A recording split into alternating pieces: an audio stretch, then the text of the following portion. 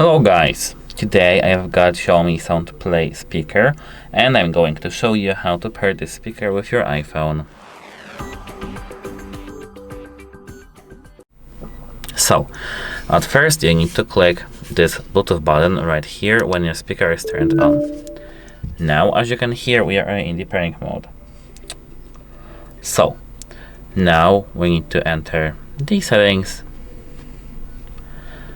Now, Bluetooth, scroll all the way down to the other devices list and wait a moment. We need to wait until we see that our speaker appears in the other devices list.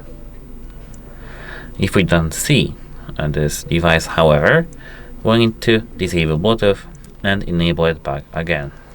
Now it's there. Let's stop it and we are done now. Goodbye!